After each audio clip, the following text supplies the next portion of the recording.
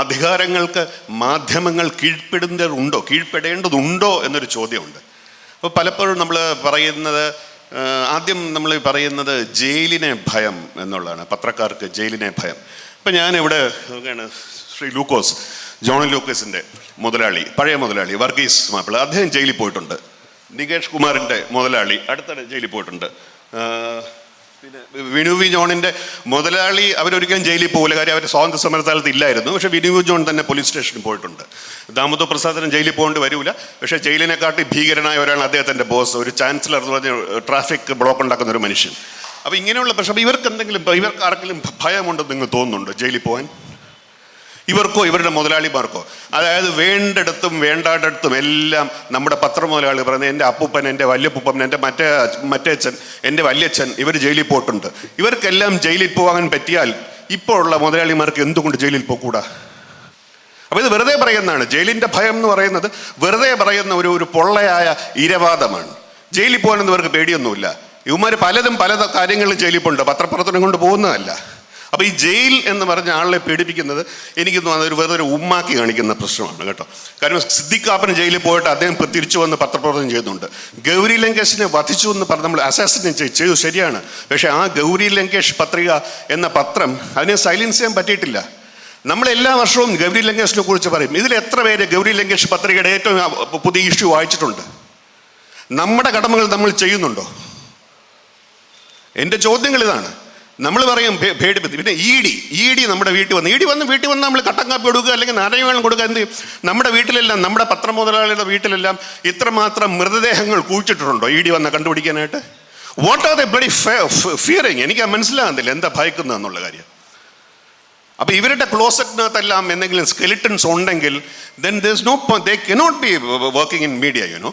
അപ്പം നമ്മൾ ഈ ചുമ്മാ ഇങ്ങനെ ആവശ്യമില്ലാതെ ജയിലിൽ പോകേണ്ടി വരും, ഇ ഡി വന്നു, മറ്റോ വന്നു, മറിച്ചോ വന്നു, ഇത് യാതൊരു ദർസ് നോ ബേസിസ്.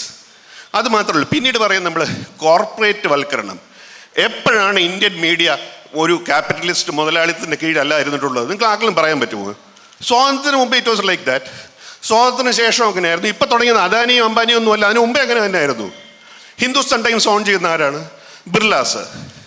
സ്റ്റേറ്റ്സ്മെൻ ഓൺ ചെയ്യുന്ന ആരാണ്? Tata's. Times of India on ചെയ്ത ബ്രിട്ടീഷ് കമ്പനി, ബെനറ്റ് കോൾമാൻ എന്ന കമ്പനി. ഇവരൊന്നും കോർപ്പറേറ്റ് കമ്പനിയല്ലേ? അത് മാത്രമല്ല, നമ്മൾ കൂടെ NDTV എന്തോ ഒരു ഭയങ്കര സംഭവം. NDTV പ്രസിദ്ധി ഏത് വർഷത്തിലാണ്? നരേന്ദ്രമോദി ഡൽഹിയിൽ പ്രധാനമന്ത്രി ആവുന്നതിന് മുമ്പാണ്.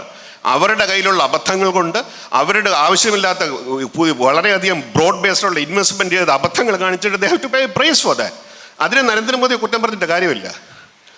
NDTV പ്രണോറോ ഇരുന്നപ്പോൾ അവർ ഗുഡ് ടൈംസ് എന്ന് പറഞ്ഞ അവർക്ക് ചാനലുണ്ടായിരുന്നു. അതിൻ്റെ സ്പോൺസർ ആരായിരുന്നു? നിങ്ങൾ ആലോചിച്ചു, ആരായിരുന്നു അതിൻ്റെ സ്പോൺസർ? വിജയ് മല്യ. അപ്പോൾ നമ്മൾ ഇത് കോർപ്പറേറ്റ് മീഡിയ കൊണ്ട് ചെയ്യാൻ പറ്റുന്നില്ല. ഇപ്പോൾ അങ്ങനെയൊന്നുമല്ല. ഇന്ത്യയിൽ എപ്പോഴും കോർപ്പറേറ്റ് മീഡിയ തന്നെയായിരുന്നു. 1980-കളിൽ, 1990-കളിൽ, 2000-കളിൽ ഗുജറാത്ത് റൈറ്റ് നടത്തിയപ്പോൾ ഇന്ത്യയിലെ ഏറ്റവും ഹോപ്പായിട്ടുള്ള ജേർണലിസ്റ്റ് നേരത്തെ ടൈംസ് ഓഫ് ഇന്ത്യയാണ്. നമുക്ക് ഇന്ന് വിശ്വസിക്കാൻ പറ്റും. പക്ഷെ അന്ന് നടത്തിയ അതാണ്. അതേ ഉടമസ്ഥൻ സമീർ ജെയിൻ തന്നെയാണ് ഇന്നും ഉടമസ്ഥൻ. എന്ത് പറ്റിയ മാറ്റം എന്താണ്? എഡിറ്റേഴ്സ് എന്ന് പറയുന്ന സംഭവം ഒരു എൻഡേഞ്ചർഡ് സ്പീഷീസ്. അന്ന് പത്രങ്ങൾക്ക് എഡിറ്റേഴ്സ് ഉണ്ടായിരുന്നു. ഇന്ന് എഡിറ്റേഴ്സ് ഇല്ല, മാധ്യമ പ്രവർത്തകർ മാത്രമേ ഉള്ളൂ. പ്രശ്നം അതാണ്. ദിലീപ് പന്മുഖം എഡിറ്റർ, അത് നമ്മൾ ഒരുപാട് പരിഹസിക്കും. അദ്ദേഹത്തിനെ പറ്റി പറയുമ്പോൾ സാധാരണഗതിയിൽ ടൈംസ് ഓഫ് ഇന്ത്യയുടെ എഡിറ്ററായിരുന്നു.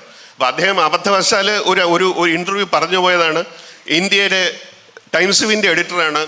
After the prime minister of India he hold the second most important job in India എന്ന് പറഞ്ഞു. ആളിൽ അങ്ങനെ ആലക്കി ഇന്നത്തെ ഇതിൽ പറയുകയാണെങ്കിൽ പൊങ്കാല ഇട്ടു. പക്ഷെ നമ്മൾ മറന്ന കാര്യം, അദ്ദേഹം ഈ സമീർ ജെയിൻ്റെ ഏറ്റവും പവർഫുൾ, സമീർ ജെയിൻ ഇപ്പോൾ അത്ര പവർഫുൾ അല്ല, അന്ന് ആരും നേരിട്ടൊന്നും സംസാരിക്കാൻ പോലും ഭയമുണ്ടായിരുന്ന സമയത്ത് സമീർ ജെയിൻ വൈസ് ചെയർമാൻ ആയിരുന്ന ടൈംസ് ഓഫ് ഇന്ത്യയിലാണ് 1992 ബാബ്രി പൊളിച്ചപ്പോൾ അതിൻ്റെ പിറ്റേ ദിവസത്തെ റിപ്പബ്ലിക് ബസ് മാർച്ച് ഫ്രണ്ട് പേജ് എഡിറ്റോറിയൽ എഴുതിയ പത്രമാണ് times of India. Gujarat riot നടന്നപ്പോൾ ഏറ്റവും കൂടുതൽ നരേന്ദ്രമോദിയെ അലോസരപ്പെടുത്തിയ കവറേജ് റിപ്പോർട്ടിംഗ് ആയിരുന്നു ടൈംസ് ഓഫ് ഇന്ത്യ. അപ്പോൾ ഞാൻ പറയുന്ന കാര്യം, ആ ടൈംസ് ഓഫ് ഇന്ത്യ ഉടമസ്ഥത അന്നും ഇന്നും ഇതുപോലെ നടക്കുന്നുണ്ട്. അപ്പോൾ അത് അവരിപ്പോൾ കീഴടങ്ങി എന്ന് നമ്മൾ പറയുന്നുണ്ടെങ്കിൽ അതിനെന്ത് കാരണം എന്ന് നമ്മൾ അതിനോട് ഞാൻ പിന്നീട് വരാം.